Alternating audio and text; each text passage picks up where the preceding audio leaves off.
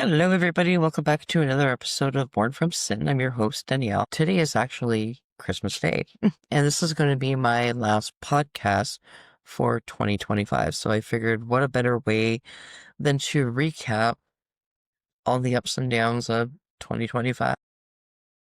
So at the beginning of 2025, I was already working at a local gas station, and I was already out there looking for another job because to me it was a very toxic environment to be working in. And I knew that at some point in time I was going to need to get myself out of there. Unfortunately, I ended up having to stick around there for a lot longer than I anticipated because work is just not very easy to come by out here in Moncton, New Brunswick. So in January, um, we ended up losing our cat Sassy, and she was the pet that we had for the longest. Like, she was born in Timmins, Ontario, and she traveled with us everywhere we moved. Like, she was with us in Timmins during the car accident. She moved to Sudbury, Ontario with us to 3 or 4 different places, and then she relocated all the way out to Moncton, New Brunswick with us. So she was probably our most traveled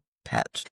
And unfortunately, in January, she passed away, and it was very heartbreaking. We unfortunately weren't in a situation that we could do anything, anything more to help her, and we had to literally sit there and watch her just die. And it was hard. Like, she went through convulsions and very, very difficult. And I was very heartbroken when she passed. We ended up taking her to the local SPCA here in Moncton and had her cremated. And I was very thankful that the lady that did the cremation was a former coworker of mine. So I knew that Sassy was very well cared for during the process of her being cremated. And thankfully, it only took a few days to get her ashes home. A couple months went by. We noticed a big change in the household without Sassy being here.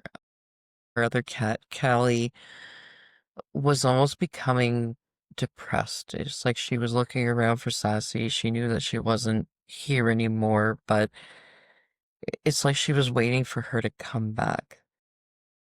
And the day that we brought Sassy's ashes home, Callie literally walked up to them, and they're sitting on our fireplace where our TV stand. And she literally walked up to them and she climbed up and she put her paw on Sassy's ashes.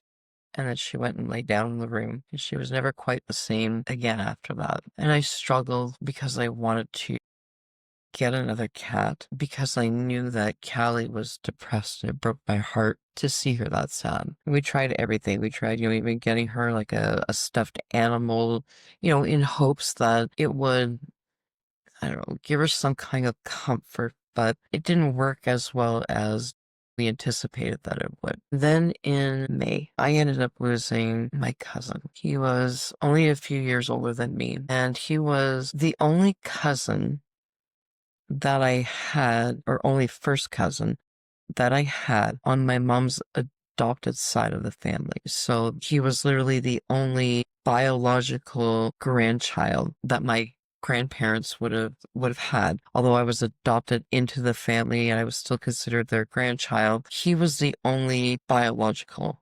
grandchild to that family. And he was such a sweet man. And it was very unfortunate that I didn't have the opportunity to know him the way that I had hoped to when we first moved back to New Brunswick. I had a very difficult time trying to connect with him, and it wasn't because he didn't try, because he did. We got invited over for dinner. We met up at the farmer's market. We had coffee together.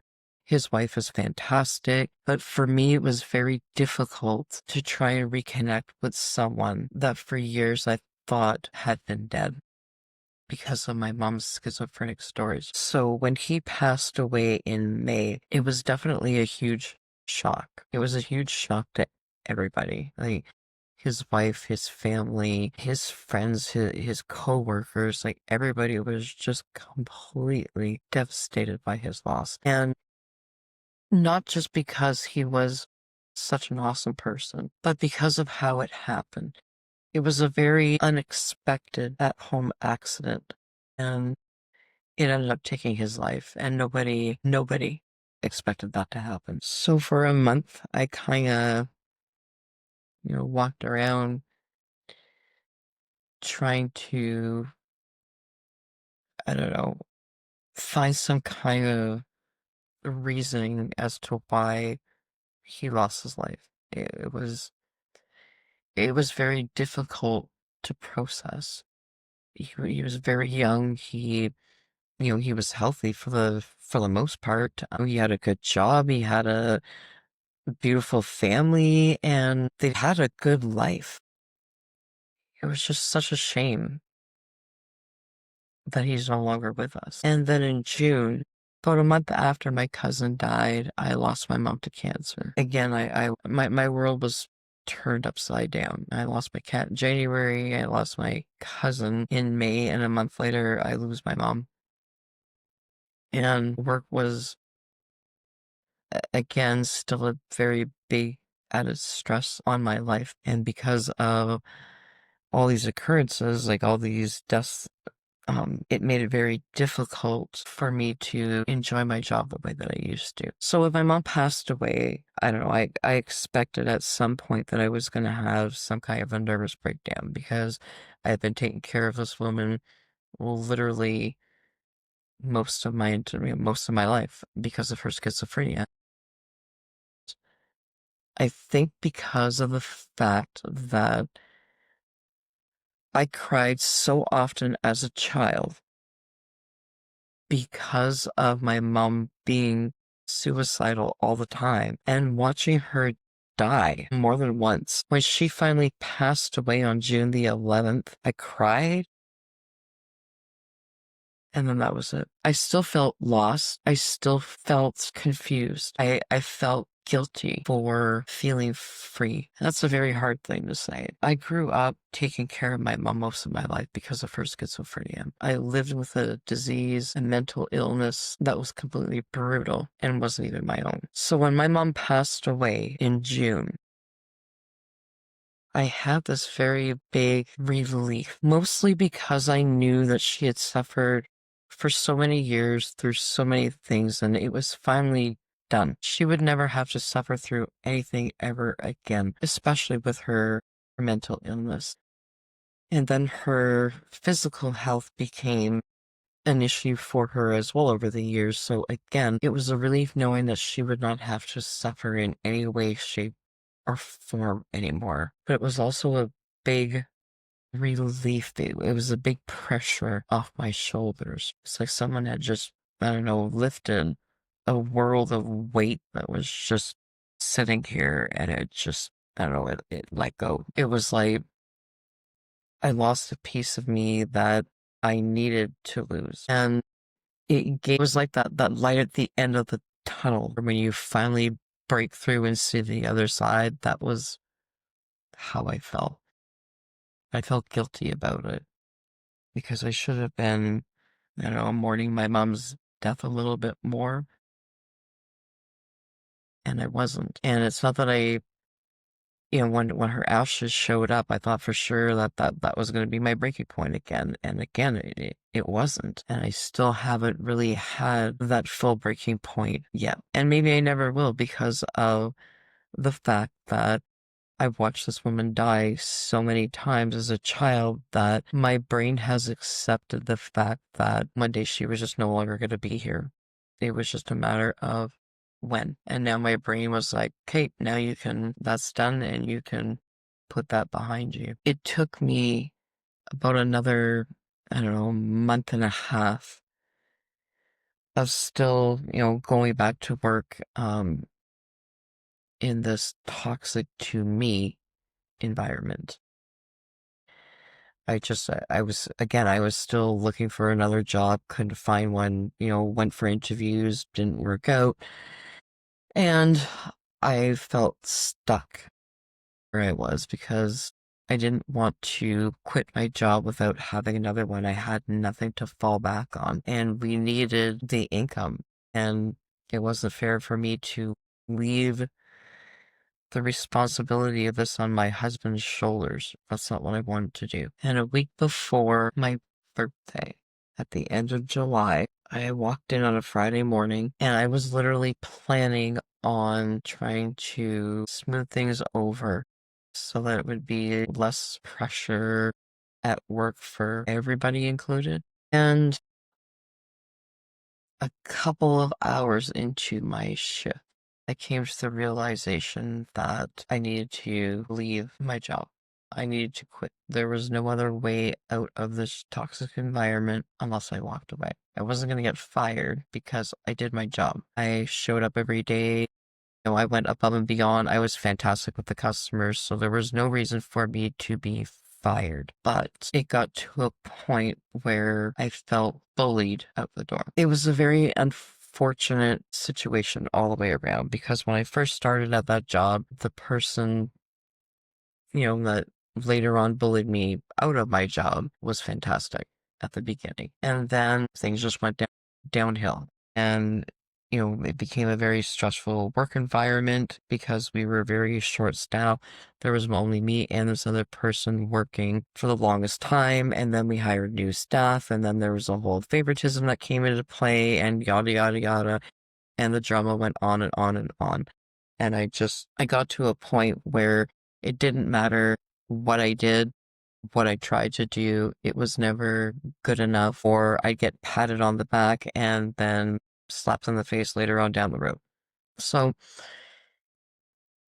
that Thursday night, I had talked to my husband. I was like, okay, I'm going to really try my very best to go in tomorrow morning, with a positive attitude and try to smooth this out so that I don't quit my job and try to, make it a more happy environment for everybody because the tension was really starting to build. And that Friday morning, a few hours into my shift, a customer came to me and started talking to me about something that I had brought to this other person's attention, and it was a confidential matter. And this customer came up to me not 20 minutes after I had told this person that I worked with about an issue that was going on. And again, it should have been something that was kept as a confidential matter, and it wasn't. It was repeated to customers, and that was all the proof that I needed to clarify the fact that for the for the almost year that I was there, that the downtimes that I was having, the difficult moments that I was having at work sometimes with a few different customers was because somebody that worked at that store was talking about me behind my back and to the customers. And that Friday morning, I had enough. I went out for a smoke. It was my smoke break at 9 a.m. I had opened the store at 6. When I got there, we had just received a brand new lottery machine, and I had a customer that had come in, wanted some tickets, and I had no training on this brand new machine, but it should have been fairly simple to figure out. So I did the best that I could, and it just so happened that there was one problem that I was having, and then the person that I needed help from came in the front door. And I asked them to give me a hand, and they did, but didn't. So they stood in front of the machine, and again, I understand the machine was new to them as well, so I'm not trying to put them down, but they just literally just went, I don't know what to tell you, and walked away, and just left me standing there. Would not help me whatsoever. Just walked away. So when I went for my smoke break, I was furious, and I was pacing back and forth, and I was smoking my smoke, and I was trying my very best not to lose my cool and try to calm myself down, because when I went back into the store, I was quitting my job. I had my phone with me. I text messaged my husband, gave him a heads up, let him know what was going on. I went back inside. I hadn't taken my name badge off and waited for said person to come to the front. And I slapped my key and my name badge on the counter, and I said I quit. And I walked out of the store.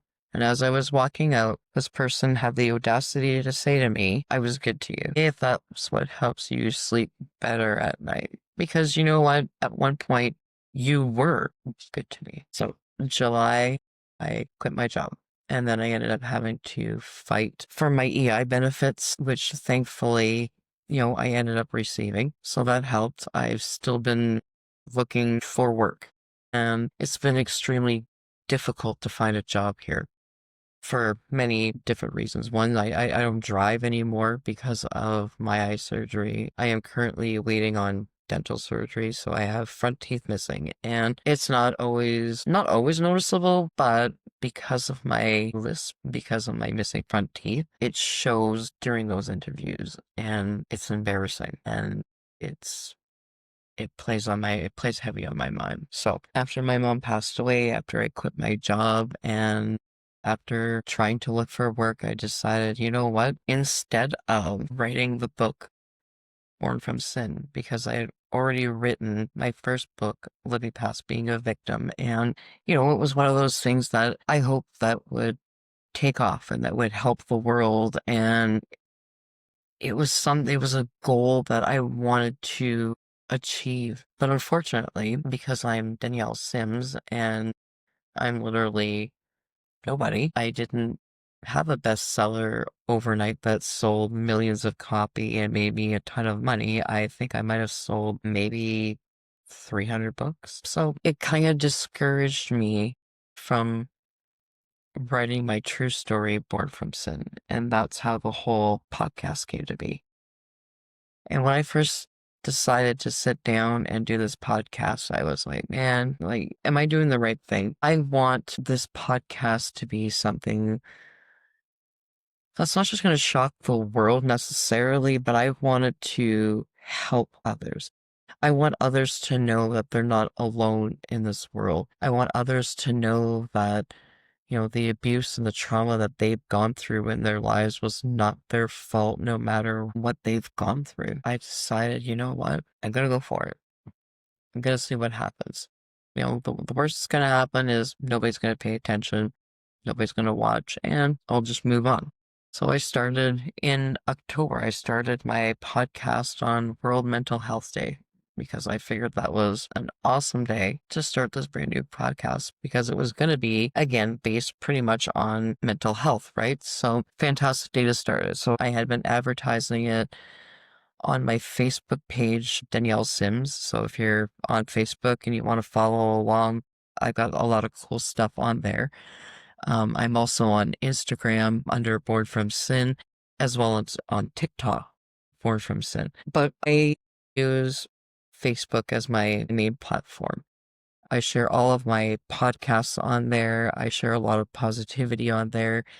And when I first started out and decided that I was going to see if I could become monetized and start making money on Facebook, I was goofing around, I'm not going to lie. And then when I became monetized and started my podcast and started realizing that, hey, I can actually do this. I can actually earn money. It's not going to be a million overnight. It's not going to pay my bills anytime soon, but it's going to add up. And it started adding up rather quickly. So I continued pushing my podcast and advertising it that it was going to be released in October. And then I finally did it. I finally recorded my first podcast. And then I sat back and thought to myself, well, this is it. You're either gonna, it's either gonna make you or it's gonna break you. And I have to say that I wasn't too sure that I would even have anybody that would listen to my story. And I know it's not a big deal to the other podcasters out there that have millions of followers, but we all have to start somewhere, right? And I'm currently almost up to 20 followers on YouTube. So hi, and thanks for tuning in. I appreciate every single one of you. I know that my YouTube page could use a little improvement, and throughout the holidays, and that's one thing I'm going to be taking care of.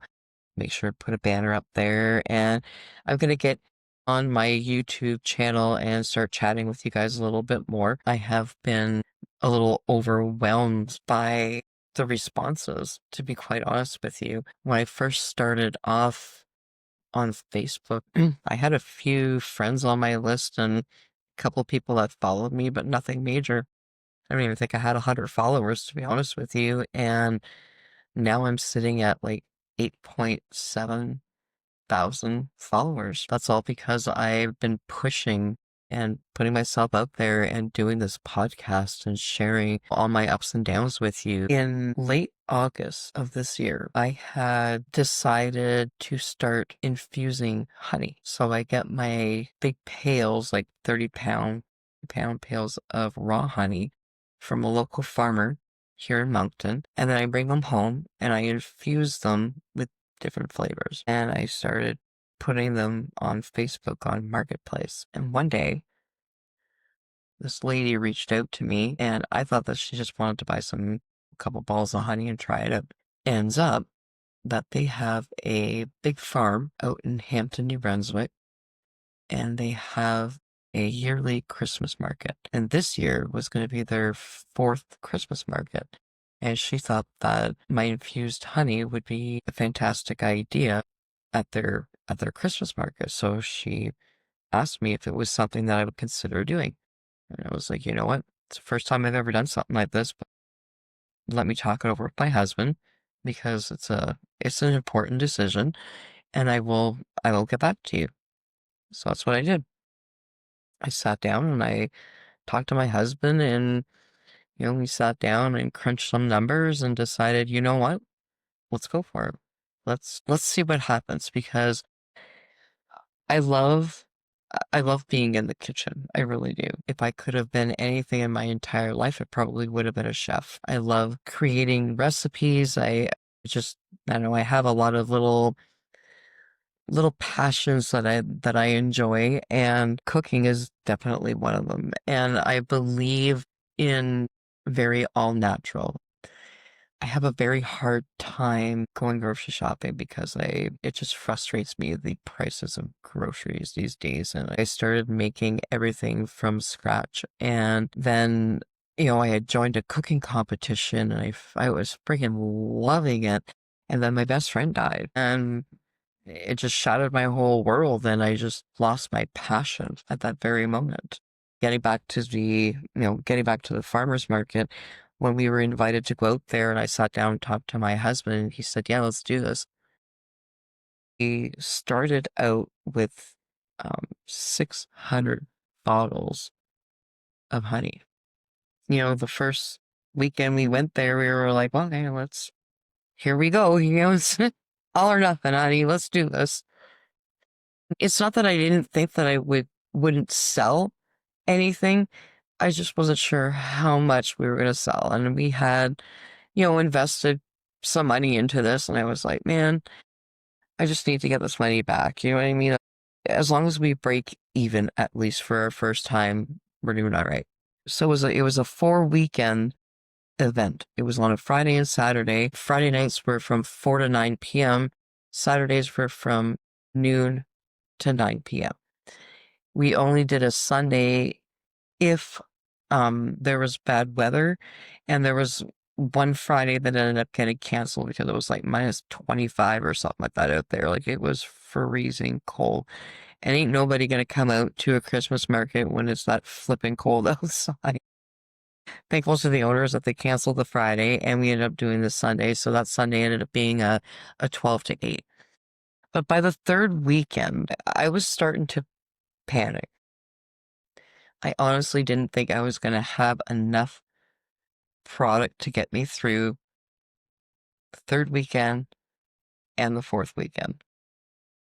Like I said, we started out with 600 bottles of honey.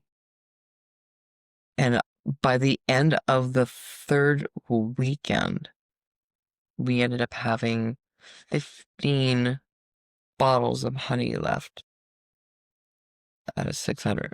I had to take the hot honey that I was going to use as Christmas gifts.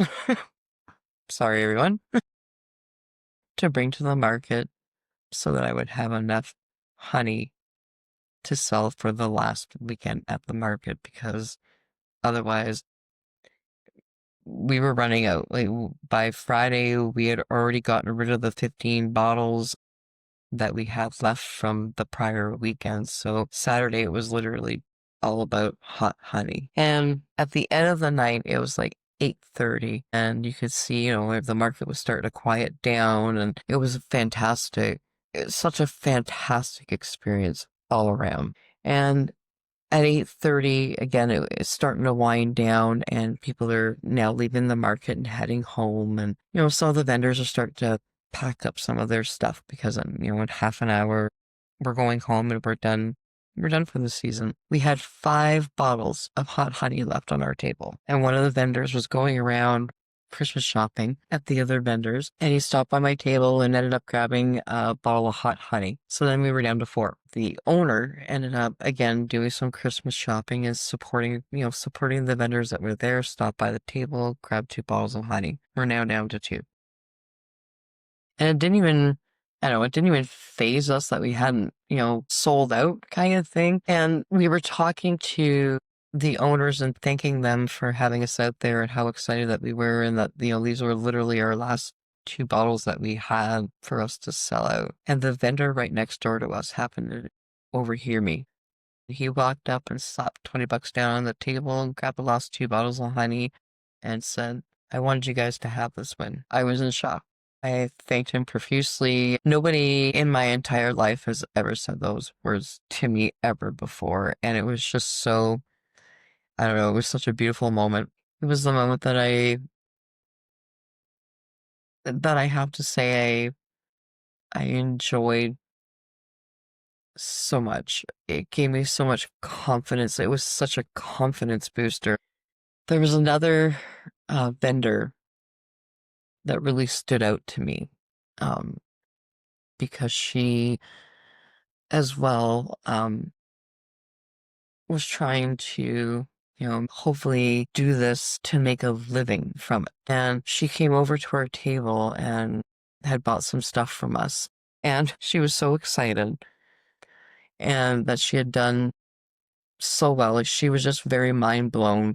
So it was very encouraging and reassuring to know that this was going to be something that we, just like this other vendor, were succeeding at, that this is something that I could do and make a living out of it. So it was a very interesting way to end 2025.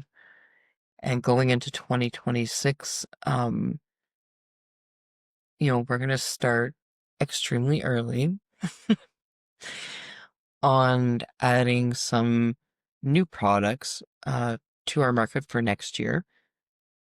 So I'm going to start making some vanilla extract in January, February, and March. I'm going to do 3 batches altogether. Christmas market is not until November, so it gives it plenty of time for it to do what it needs to do to turn into vanilla extract. We're going to be doing our honey as well. We're going to be sticking with the spicy honey because it was a huge seller. We're also going to be doing a ginger honey, a turmeric honey. The garlic honey did well, so we're going to stick with that one because we want to make sure that anybody that comes back for the stuff that we had this year has availability to it next year. But we're going to introduce 2 new flavors for sure. One's going to be a lemon honey, and the other one is actually going to be a vanilla honey. I'm very stoked about that one. And during the Christmas market, we actually had a customer that said that he had gone to Paris, and it was the first time that he had ever tried hot honey. So he bought 2 bottles off of us because he was very excited to try it. And he was very shocked that nobody in the area seemed to be doing this. So he was very happy to stumble across us at this Christmas market. And he was talking to us about another flavor of honey that he had tried. I'm not going to tell you exactly what it is because I kind of want to keep it a secret. But it's something that I'm definitely going to look into. And if it turns out the way that he's describing it, it's going to be a fantastic honey that you can use in your coffee that will not only give it a sweetness, but it'll give it a flavor that you're literally not going to want anything else in your coffee but this honey. Fingers crossed for that. 25 has been a lot of, it started with a lot of downs and then it picked right up near the end.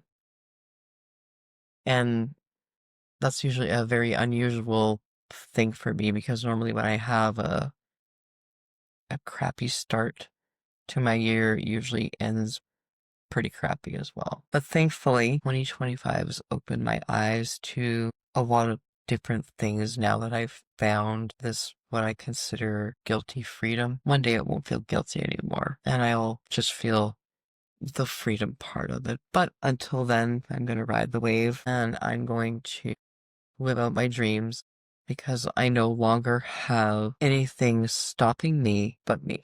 I'm very much a go-getter. I always have been. The issue is that I also stumbled and fell a lot along the way. And then instead of getting back up and brushing myself off and pushing through and continuing to reach for my goals, I had other things like taking care of my mom because of her schizophrenia that stopped me from being able to devote time to myself fully to live out my dream. And now with mom gone, I'm not going to get those phone calls anymore. So literally the only thing stopping me now is me. And I'm too much of a go-getter for me to allow myself to stop me from living my dreams because it's been way too long. I have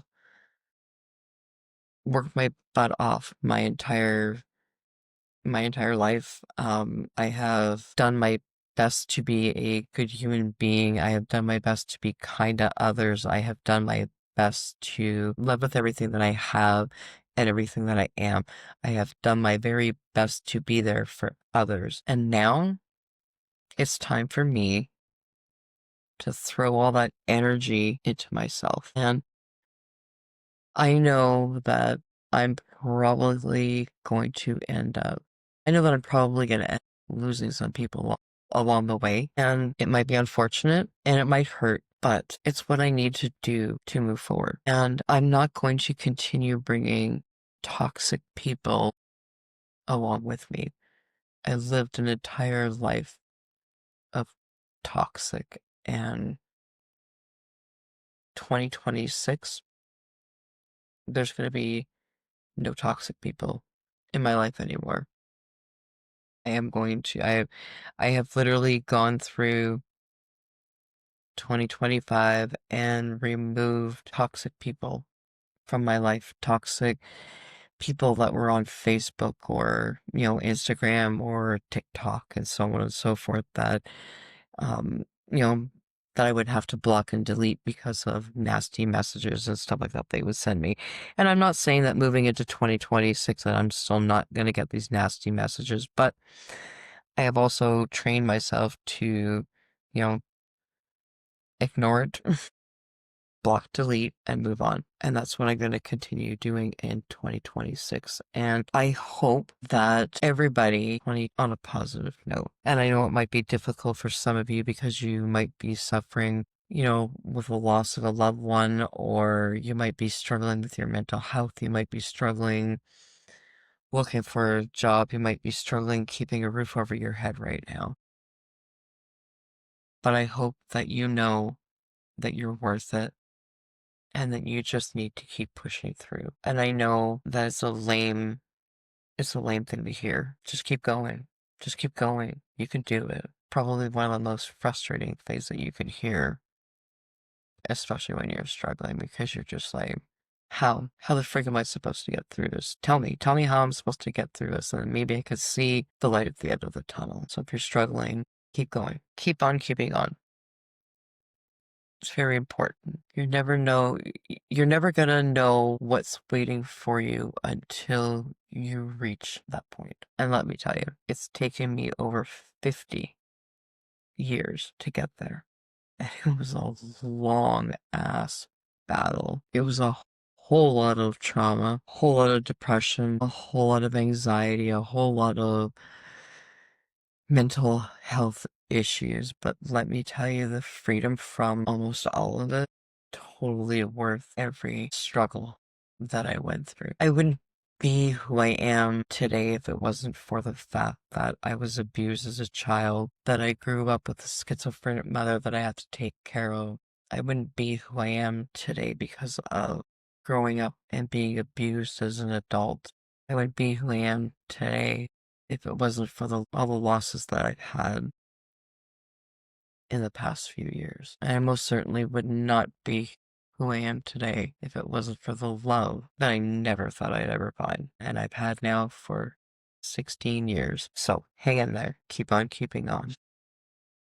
And you're going to make it out of this. You'll make it through. Again, it's a lame thing to hear. It's frustrating to hear when you're struggling, but keep going. I promise you it's worth it. And for all the people that are very, very fortunate to be celebrating Christmas with your families and your loved ones and having big Christmas dinners and opening extravagant gifts and awesome presents and just enjoying all that family time. Merry Christmas to you guys. And I hope that you appreciate what you have, because not everybody has that. And to anybody else out there that, like myself, is not really celebrating Christmas this year, we didn't bother putting up a tree. We haven't bought a single gift. And it's not because we're not Christmas people, per se. It's because growing up, Christmas was very much just another day around your house. Another day where anything could happen, including abuse. This year, like I said, has been a very big year for losses, and it's been a very big year of getting my podcast going, growing my followers on Facebook and TikTok and Instagram and all my social media platforms. And it's been a crazy year. It's been busy for my husband and myself both. And on Christmas Eve, my husband is done work early, and we are going to spend 8 days of doing nothing. Yeah.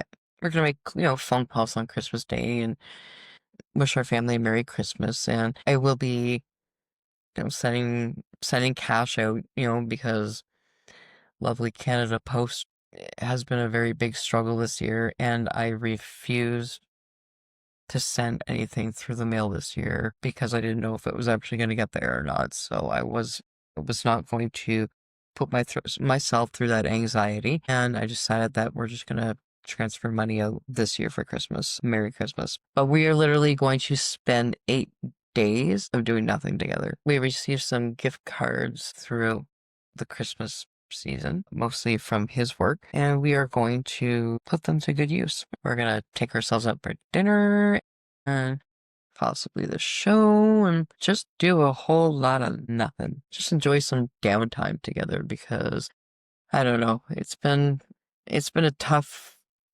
tough year to start with, but a great year to end. We have both been through so much together during our 16 years of marriage.